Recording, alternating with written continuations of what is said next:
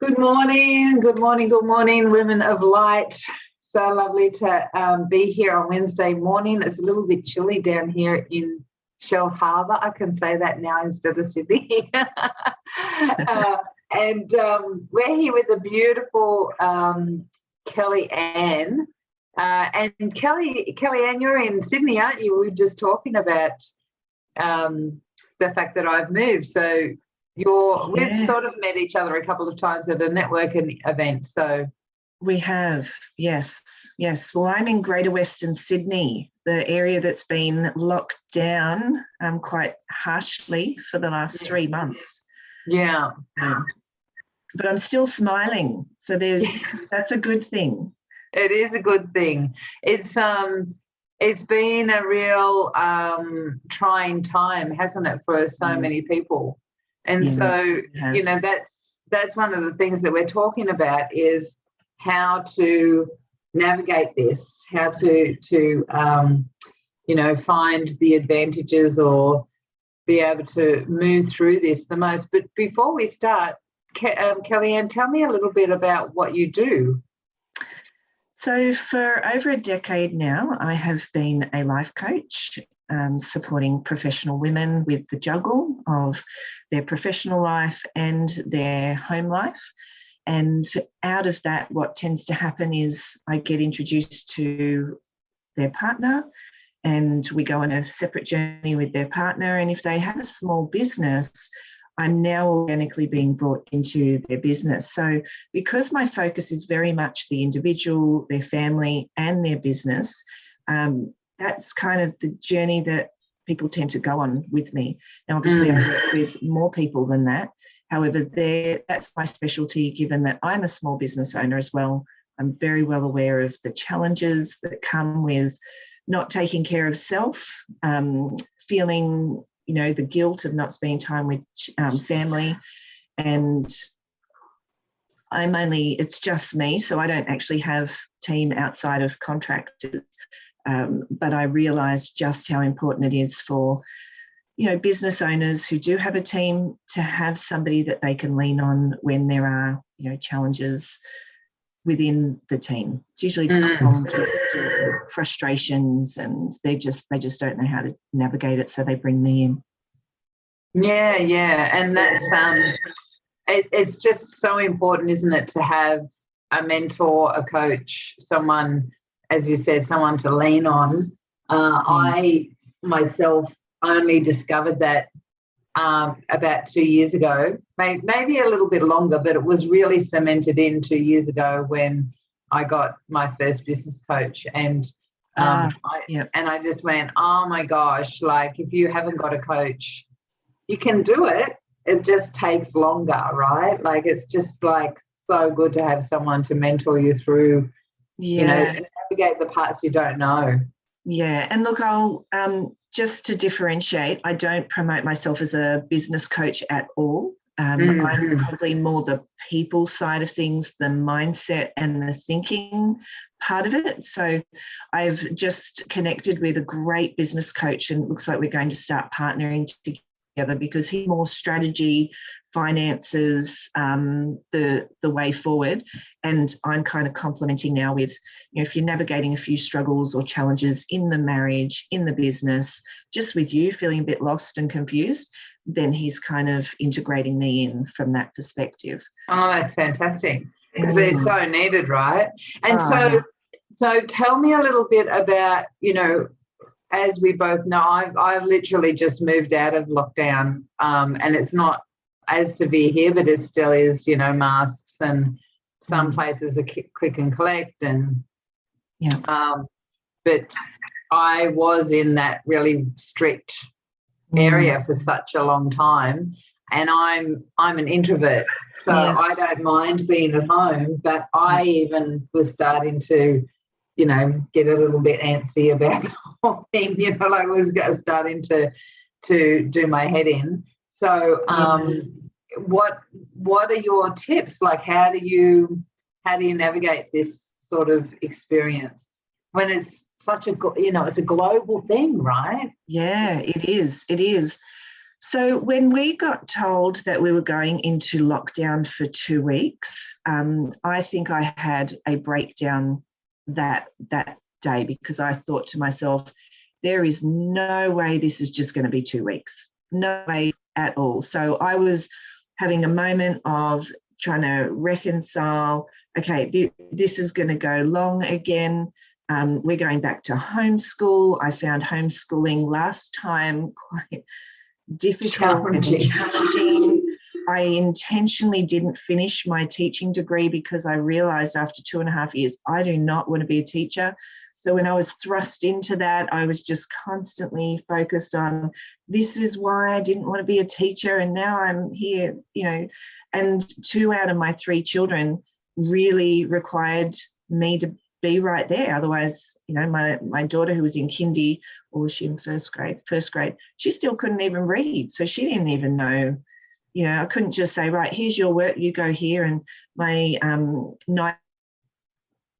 he didn't quite understand what he was reading. So the shock of, oh my gosh, this is ahead of us. And the anxiety went through the roof.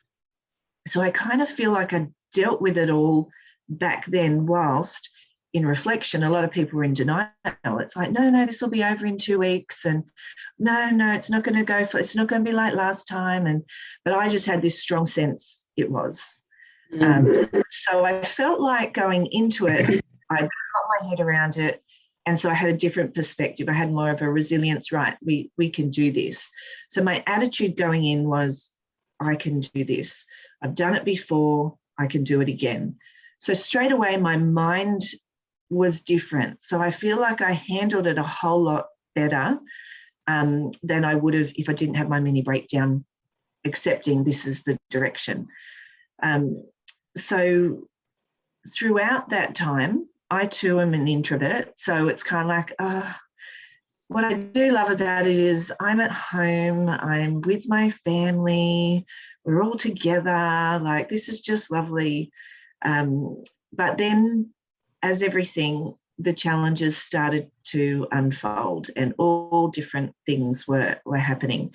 And so there were many times through this season where I felt like I'd been thrown in the lion's den, having no idea that I was just about to be eaten up alive with whatever that circumstance is. And then there was another challenge over here. And there were times where I'm like, with the direction of the government where we were going, I couldn't see a way out. So I kind of went in, had my moment.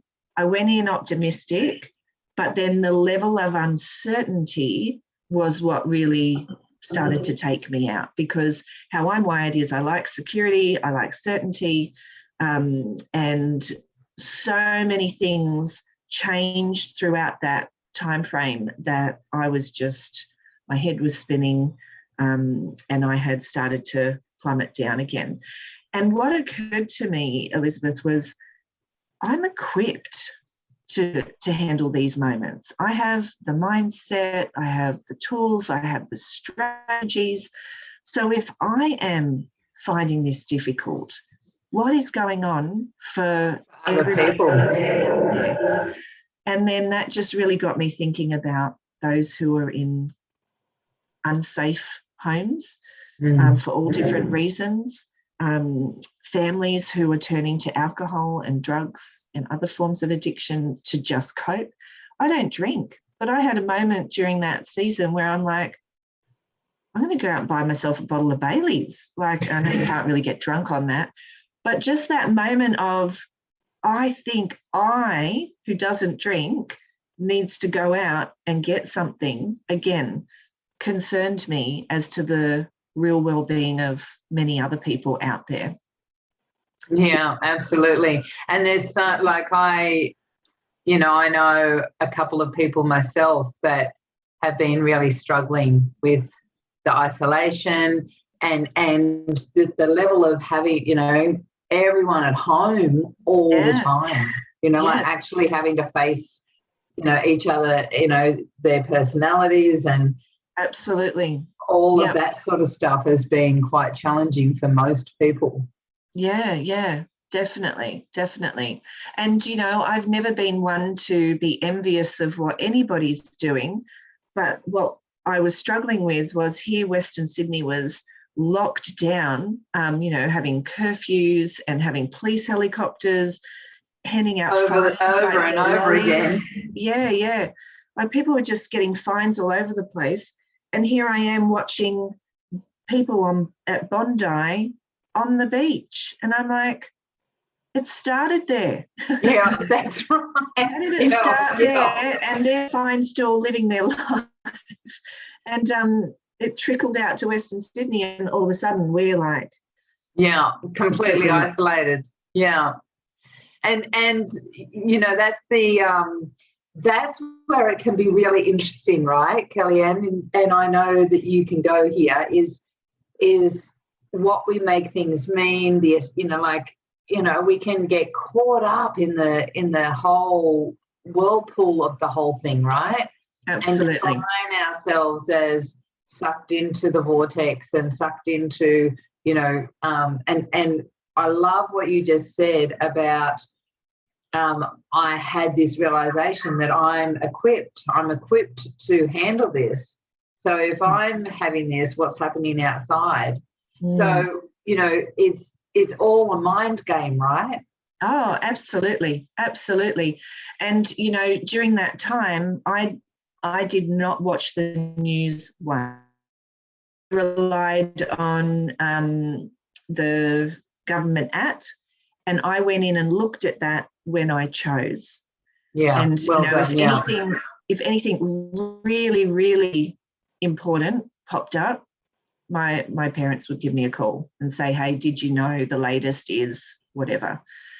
But that was probably the best thing that I could have done, was not watch the news at all, because I remember I visited my doctor once during that time, and the foyer had the news on, and so that's all you could hear, and I didn't bring my earphones to try and block that out. I'm telling you, within a 30-minute period, fear gripped me again, literally, because of what I was hearing constantly for that 30 minutes. And, you know, I understand why people were so scared and so terrified, because those news reports weren't positive. No, and they're perpetrated like that, you know, like they're just over and over to create fear. And one of the things that comes up for me as we're talking about this that is a really interesting place, and I hope you're okay with me going there, is so many people, you know, because like I've got a really good friend who put me into a Facebook chat with all of her friends so that she didn't have to send stuff to everyone individually. So there's this little group, and it's just like bombarded with this stuff, right? And I've had to pull back. Yes. And through that pulling back, you get people saying, well, you know, you're not living in reality, and what about all those people that, you know, like are affected by this, and you're just ignoring the, you know, putting the blinkers on. I know what my understanding of that is from a spiritual point of view, but what would you say to someone that says, oh, you know, like you should be being informed so that you know what's going on, and, you know, what about everybody else? And, you know, those people that feel like that they have to commit to that fear to be part of the experience somehow. Like, I don't understand it myself, but what are your thoughts on that?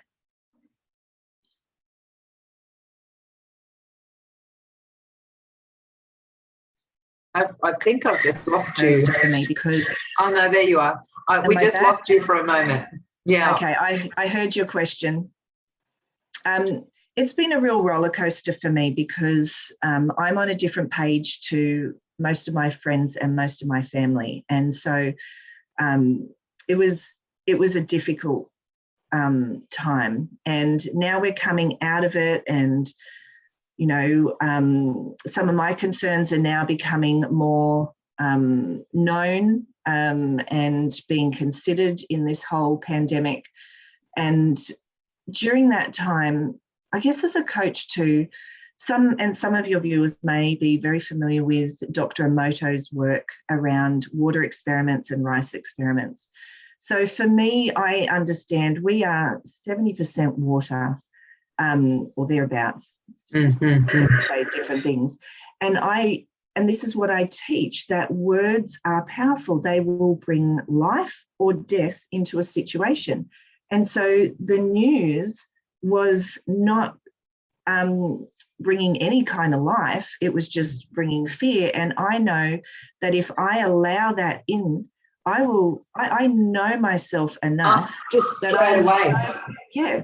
Well, this is what Dr. Emoto's experiment talks about. If you speak words, if negative words you associate with negative people in the past, like Hitler, we only have to say that name and instantly we all know that that's a horrible name.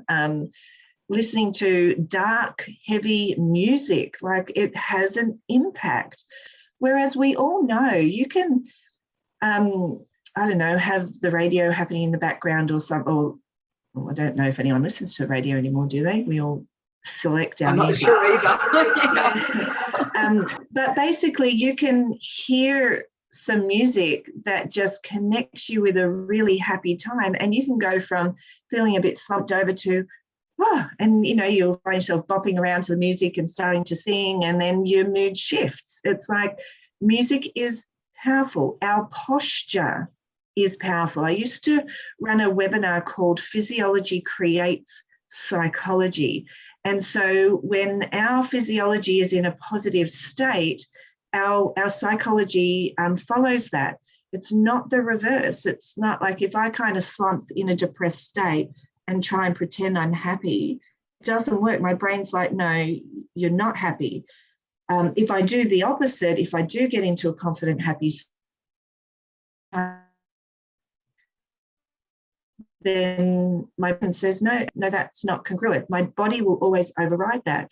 So I'm very well aware that it is so important for me to be in a positive state, have a positive posture, so that when that stuff comes, it does bounce off easier than if I'm feeling really slumped over and then it comes, it's congruent. It's like, yeah, life is just terrible right now. We're never going to get out of this. And to add to that, I don't know if you've ever watched or read any of David Hawkins' stuff, Power versus Force. No. So, yeah, sounds similar. Yeah, it's he was able to measure emotion, like to measure the emotional state, and so the lower vibrational emotions, resonate at 500 megahertz or whatever it was, up to Christ consciousness or love and all those. Yeah. And so what he was saying, and I don't remember the exact, I'm not going to give it the credit it needs, but for every person, every time, whatever state you're in, you're actually affecting like a certain amount of it was in the thousands. Oh yeah, it's like the vibration. I run a group every week, and we talked about letting our light shine. And what does that look like? If we are being intentional with letting our light shine, knowing that it's lighting up somebody else's darkness, and really it was just around random acts of kindness. That when we do something nice for somebody, there is a ripple effect to that. We can come in and change the atmosphere. And the conversation was more around how can we do that intentionally? Because there was a season where it was getting quite dark. We didn't know where we were going with all of this. And so just to give all of us a different perspective where it's like, instead of being overwhelmed with fear and what's going on and what's going to happen, it's like, what can we do this week to literally go and encourage somebody else? What could that look like? So that when we came back together a week later, we had some positive stories to share, and we're just in a different state altogether. Yeah, and that's so beautiful, because when you're struggling, you know, to be of service to somebody else is a really good form of healing and moving out of that space of internal dialogue. Yes. Of not enough, not good enough, you know, everything's caving in, to looking outside of yourself at what's happening, what can I do to serve somebody else, will take that perspective away and lift you up a little bit, you know. So yeah, that's right. You mentioned earlier about the meaning that we give things, and that's exactly right. I talk about that a lot, that nothing has meaning but the meaning we choose to give it. Yeah. And so it's understanding that we can make this out to be worse than it is, or we can make it out to be something else. So I talk about fear-based thinking versus faith-based thinking. And I talk about fear is believing in something that hasn't happened yet, because it hasn't happened. So when we're scared and worried about the future, it hasn't happened yet. It's a story we have completely made up. So if we are going to make up a story about something that hasn't even happened yet, kind of makes more sense to make up a faith-based story and make up a story about what we want to happen, because that feels so much better, believing in what we want to happen opposed to being crippled by believing in something else that we don't want to have happen. And so I chose, when I kind of got to a point where I'm like, I am really, really, really struggling right now. Like I just, because obviously I wasn't ignoring world events. I was very much aware of what was going on around the world. But I just chose, it's kind of like I just dug my heels in one day and I just said, you know what? I choose to believe our best days are still ahead of us. Absolutely. Yeah. That's what I locked in. Our best days are ahead for us all. Yeah. And, you know, this has been, when I said I wanted to talk about how we could use these times to our advantage, it really is about, it's a mindset game. And it's going back in and thinking, if there was just at least one gift that lockdown number 2.0 taught us, what was it? Because if we go looking for it, we will find it. And we'll not just find one thing, we'll find many things. And it's like, sometimes I liken it to the blacksmith. Some people may be familiar with the analogy of a blacksmith who's got, you know, a long bit of steel, and the only way he can maneuver that steel is by putting it in the fire. Now, you put it in the fire and it's going to get hot and uncomfortable, which is what life can do sometimes. And all we want to do as humans is pull back out of the fire. It's like, oh, that's uncomfortable. Oh, I don't like that. But it's not until this, you know, bit of steel is in that fire and it becomes red hot, like orange. So it's been in the fire for a long period of time. Then when it gets pulled out, the blacksmith doesn't do anything. Now the next step is the blacksmith gets its hammer and starts smashing it, literally smashing it to change it into something. And then he'll throw it back in the fire again and till it's red hot, and pull it back out and smash it. And so there's this whole process that's going on that is making something new from something old. And so he's turning that into something, be it a horseshoe or, I don't know, something. And so I think it's realizing that we all were thrust into the fire, and we all wanted to pull back out, but then we were thrown back in again. There is always a purpose to our pain. Always. And coming out the other end, oh my goodness. My husband and I, to share, you know, be a bit vulnerable, we went through some tough times, right? Like it was hard, really, really hard. And then we had a massive breakthrough. I would even call it a miracle.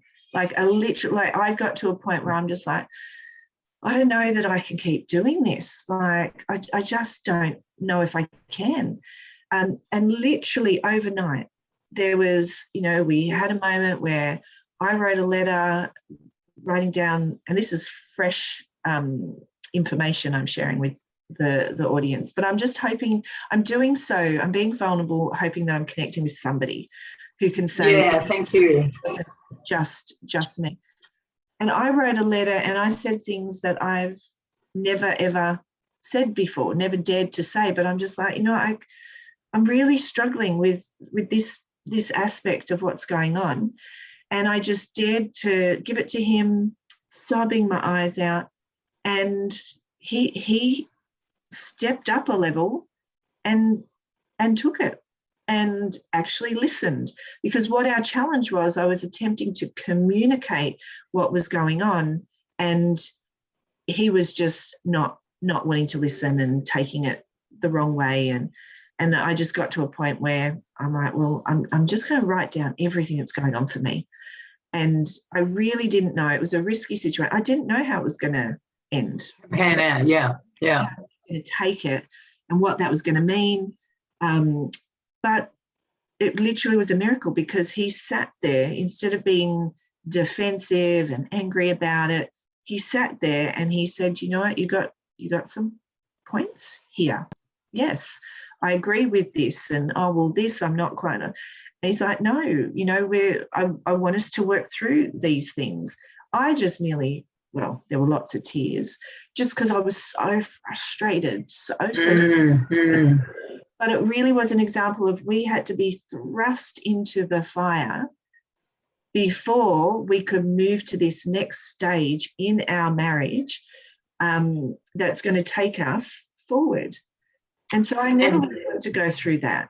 Yeah. But that was required, and it was risky and it was scary, and I didn't know what was going to come out of it. But it was more about me communicating my truth, being honest about what was going on for me. And yeah, we're on our way back out. Isn't that beautiful? And isn't it interesting? Like, these are the light parts of Testing something. Yeah, well, they're testing, but would that depth of communication and like, I'm sure that your relationship has melded even more, that level of intimacy, and would that have come out if you hadn't have been in that fire? And it hadn't. And that's what I'm saying. I think none of us realized how important it was that we were going to all collectively go into this fire, because some of the most beautiful things have been coming out of it, like just even the rock painting concept of people, parents even painting these rocks and getting excited to go out into nature and hide these rocks. And I've seen so many people be creative. One lady down at our park has built this little fairy house that she's, nailed to a tree, and other people have created like these little shrines where they've got all little kids' toys and it says, take me. Like, so many things, beautiful things are coming out of it. Absolutely. And I went to the park with a friend. We both, when I was in Sydney, we both went however many Ks it was, 5 Ks or something. Met in the middle. Just happened to be a beautiful park. And the amount of people that were in there was amazing. It was like, so many people that would have been in shopping centres and, buying. Here they are with their kids, and everyone's out there really more people than I'd ever seen in a park before, actually. Yes. And here they were. I had no idea, because I don't have kids, and so well, I do have kids, but they're older. And looking and seeing, what are they doing? There's this treasure hunt. There's like numbers, and so we've been doing these things. It's like so beautiful, all these different things. So just as a final piece of wisdom for the women, Kellyanne, what would you say I actually had a woman on my group call last night who was saying she's in Melbourne and she's like, I don't know how much longer I can deal with this, you know, like it's starting to really, really push on me. So for those that are really, you know, struggling with, you know, and then on top, I'm sure, you know, we've got a mixture of people on here. So we've got people that would be vaccinated and people that are not vaccinated. And so, you know, if you're unvaccinated, then you've got that added extra of, well, you know, are we going to be pushed into total segregation, which is already starting to happen? Yeah. And, you know, what are we doing with that? And, you know, do I hold to my beliefs? Some people that they're going, well, I want to travel overseas, so I'm going to get the jab or whatever when it's against their beliefs. And so, you know, so many people struggling. What have you got? One piece of information or wisdom that you would just like to finish off with?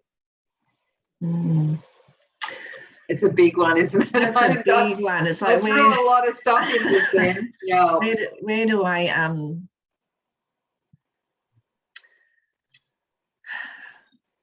I think the first thing that comes to me for one group of people is just holding the line and just trusting it's all going to be okay. Yeah. Because I agree. I do know that there's a collective group of people who, you know, they've done a lot of homework and research and come to the conclusion that for them, they don't want to, you know, and I think it's fair to say, because it is. Can you say that again, hun? Because we lost you, and I think it was important what you were saying. Oh, okay. Sorry. So the collective people that they don't want. Yeah. So getting back to standing the line for all of us. Mm-hmm. There's a group of people who, you know, are choosing not to vaccinate right now because they've done their homework, they've done their research. It just doesn't sit with them for whatever reason. And for some people, it is being communicated that it's an experimental drug, and you know, one that we're hoping is fine. But for others, they just want to wait. They want to be at the end of the line. So I think in just holding the line, stay true to what you're believing for yourself, because remember, you've done all your homework. And it's the same for those who have chosen to do the vaccination. They've done their homework and they've got their reasons for why they want to go that path as well. So it's just everybody honouring and respecting each other. Majority of people have made an educated decision and have a peace about that for themselves. And I think now it really is about us being intentional on building that bridge that reunites us again. I think moving forward,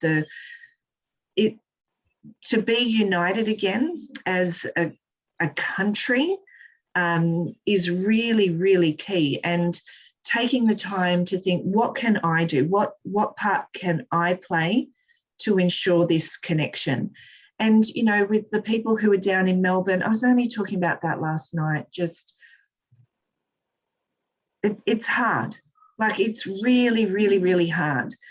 The only thing the way I can rationalize it is there's always a purpose to our pain. There's always a purpose. When we're in the midst of the storm, we cannot see it. We cannot see it. It's only when we're on the other side that we can go, okay, now I understand why that happened. And you know what? Sometimes in life, things will happen and we don't ever understand this side of, you know, heaven. But just to remember there is always good stuff in it if we go digging for it. I know I've saved loads of money not going to the shop. Absolutely. Yeah. Now I know petrol, just petrol. Yes, petrol. And, you know, I just feel my life has become a whole lot more simple. And you were talking about picnics the other day. Oh, sorry, people out and about. I went down for the long weekend to our local river, and it was just the most divine and beautiful sight. Loads of people, and in their groups and social distancing, but families, just like you said, they're not all at the plaza. They're not all at sports games. Not that there's anything wrong with that, but it was but actually reconnecting. Yeah.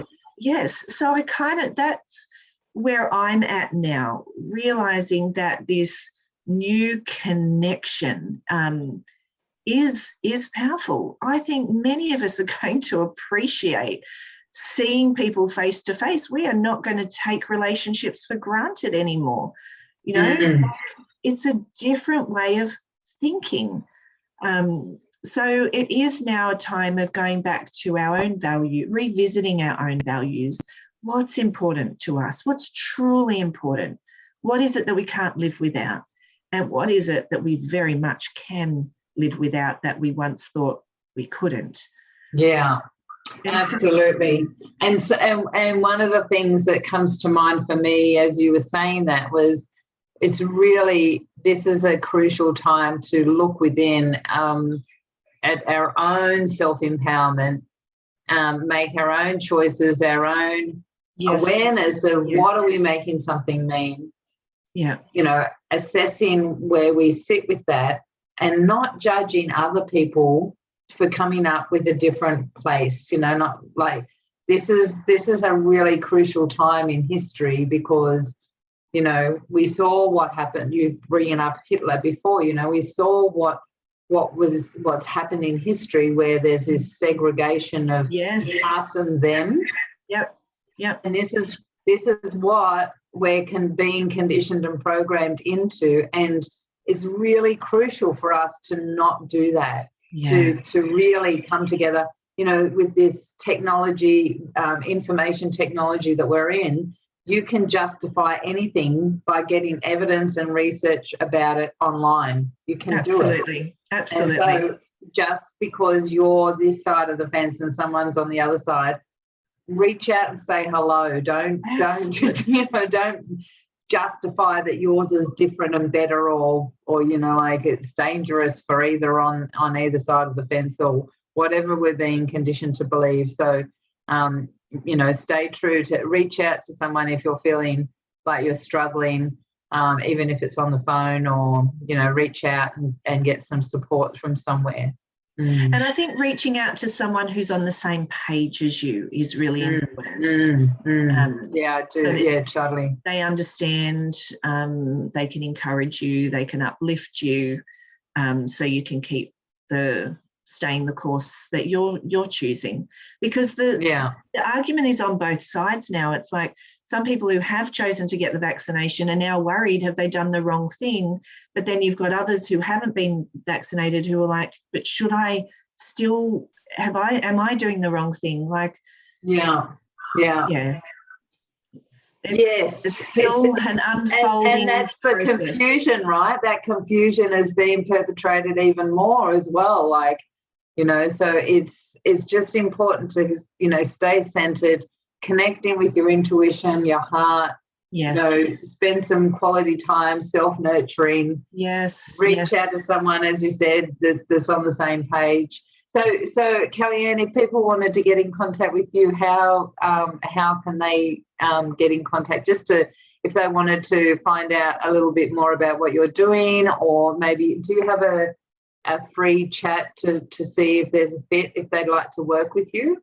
Oh, yeah, of course. So, I guess I don't even call it a free chat. It's like if there's anything that I've shared that really resonates and they want to just continue the conversation with me, they're welcome to just reach out at any time. So I'm guessing they can just find me on Facebook, or they can go to my website, Work-Life Balance Academy. If they Google that, they can find me that way. Or I'll get you to add that in the comments on the Facebook group. And if you're watching on YouTube, you'll see it in the comments or the information in YouTube. So that link will be there for you. So Excellent. Yeah. Thanks very much, Kellyanne. It's lovely chatting. We had a great time. We did. Thank you for inviting me. It was a Yeah, long I'll have time to- you invited me. I remember thinking, oh, October is so long away, but we're here. Yeah, that's right. I know.